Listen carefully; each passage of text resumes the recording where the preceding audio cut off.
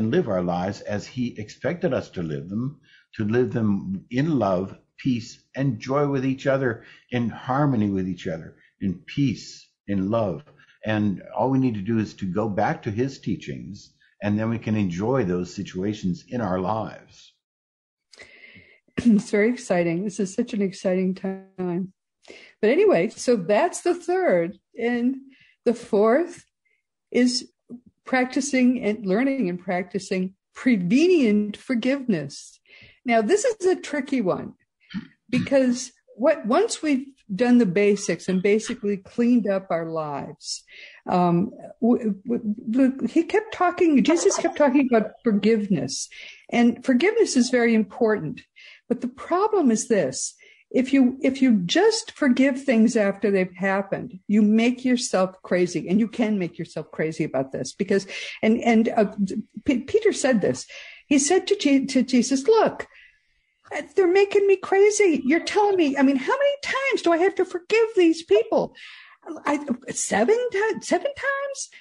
He keeps doing the same thing over and over again. Do I have to keep forgiving him 7 times?" And Jesus says, "No, I don't tell you 7 times. I say 70 times, 7 times you've got to forgive him. Every single time he does that, you've got to forgive him over and over and over again."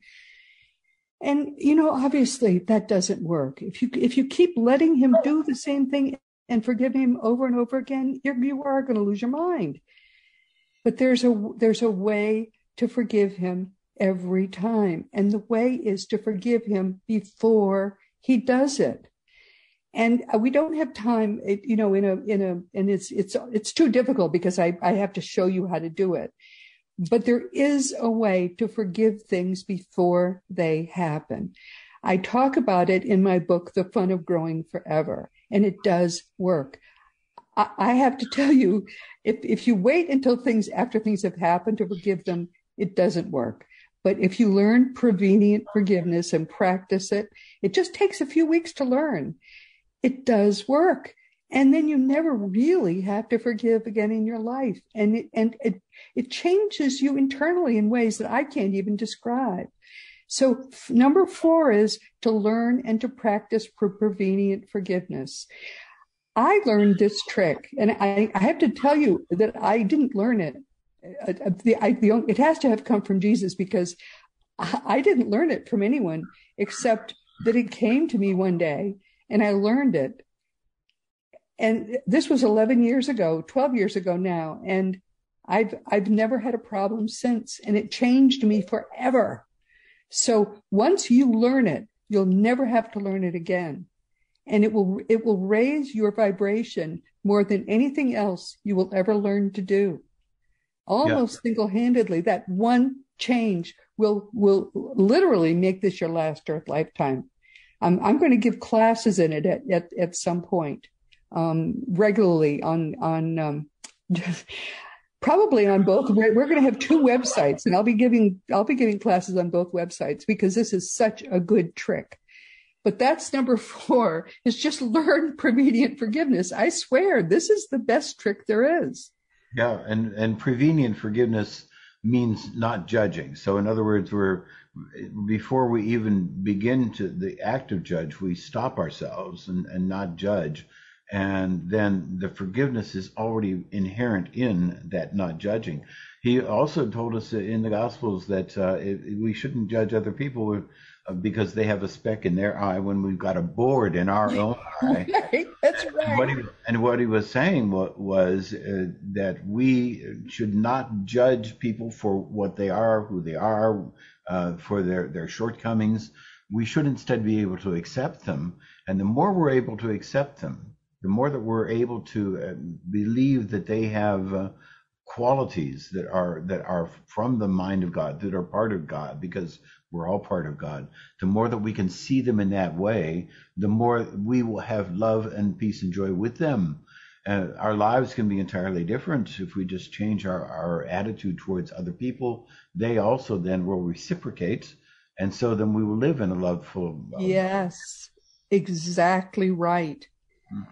When you change yourself, you change all the people around you. It's like a ripple on a pond. Your pebble in the pond starts ripples. And have you ever noticed how then those ripples affect all the other ripples around them?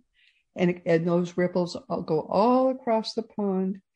And it's amazing. It's like a butterfly's wing. And then that butterfly's wing changes the air, and all the other butterflies change the air around them too. And suddenly everything changes.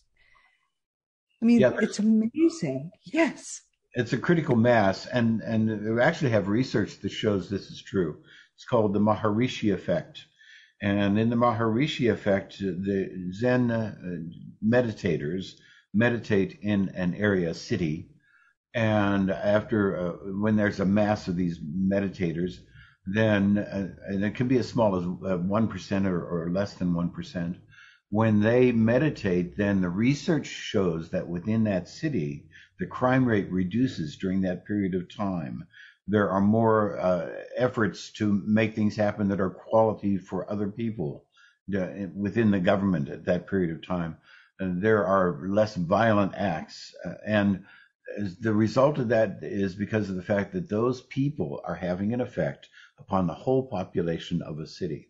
And this research has been done in Washington, it's been done in Israel, and we know that this is true. So that if we then can have this critical mass of people who are loving and peaceful and concerned about others, that will have an effect upon the whole city, even among those people who don't realize that they're being affected. That's why there are going to be two websites. We understand that theseekreality.com is the first one, and that is already just now operational.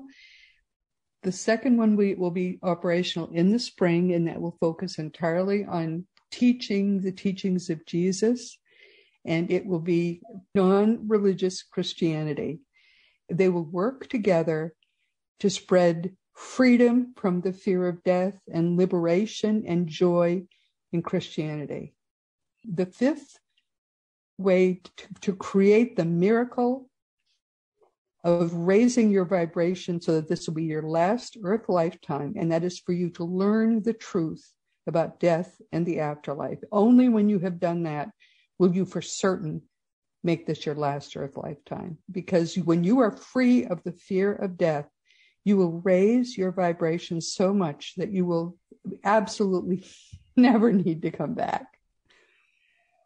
Yeah, and what it is people are wearing shoes that are too tight, and they're hurting their feet. And and what I mean by that is that they're making themselves unhappy, and they keep wearing these shoes that are too tight. When if they just took them off, and they would allow themselves to grow, and when they grew, they would find that they didn't have to have that pain. They didn't have to have that unhappiness because their feet hurt. And all we're saying is just take off the shoes that have been burdening you and come to this understanding, just a realization of who we are in eternity, of what this transition that we call death is, about how we can not judge other people, how we can release judging. And once we do that, then we take off those shoes and we realize that all this time that we've been walking around in pain, all we need to do is to allow ourselves to love other people the way we naturally love other people, and our entire lives would change. Imagine the freedom of knowing for certain that your life is eternal. I can't really remember it now, Craig, but I almost do still remember what it was like to be afraid. Yeah, I used to, I can remember that. I can remember I actually wrote a poem. It's called Ode on a Lava Lamp. And this is about when I was in college, I believe. And the Ode on a Lava Lamp was watching the lava lamp, and these globs would go rise and then fall, and rise and then fall.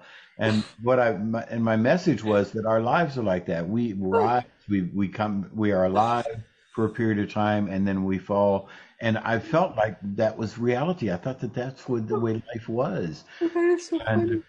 But what I realized then, what I was afraid of then, was that I was going to be in the same situation I was before my birth, after my death, which was nothing. I didn't know anything about what happened before my birth. Oh my, that's funny. So I can I'm sorry. remember that feeling.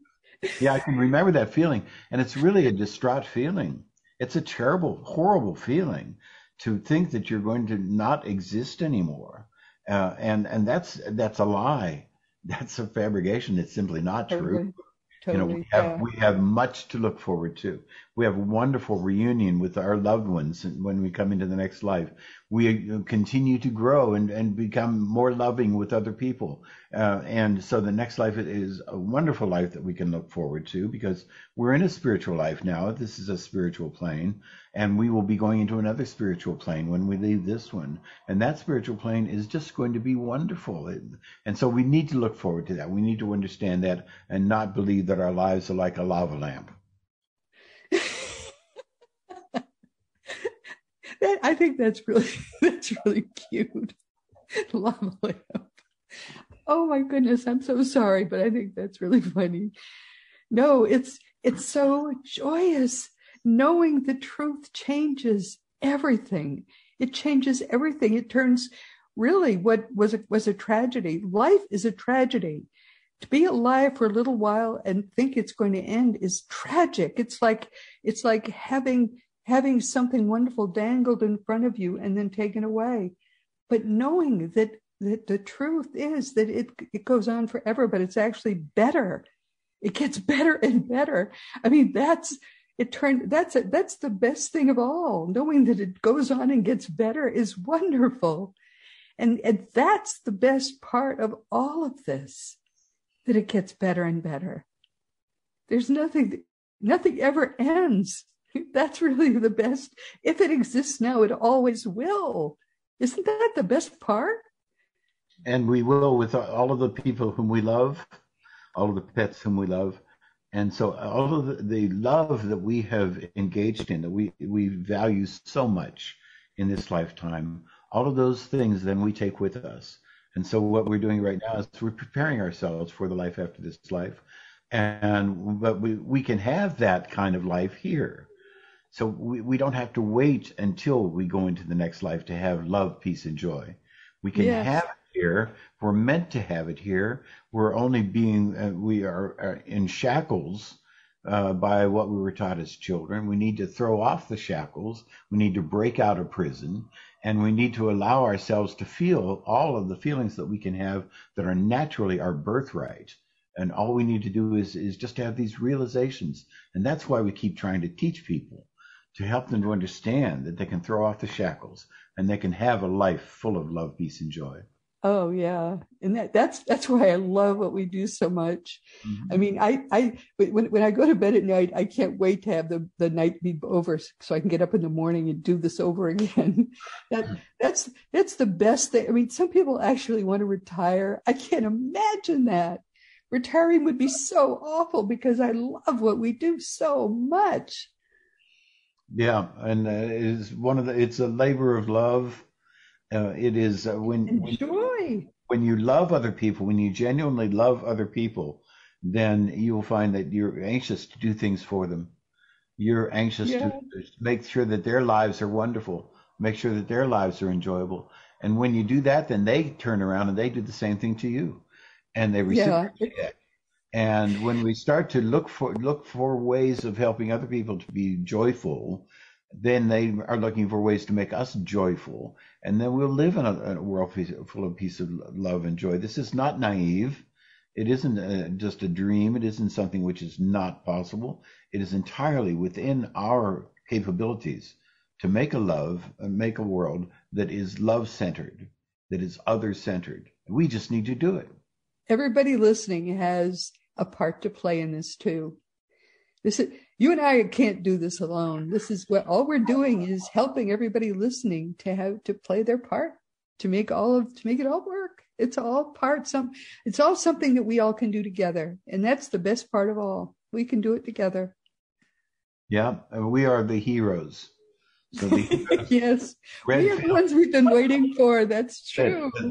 we're the ones that we've been waiting for, that we're already here. Redfield said that. He said, and he said that the heroes are already in place, that the revolution can happen at any moment. It's just a matter of allowing these people to come out and to speak and to teach and to realize who every one of us is.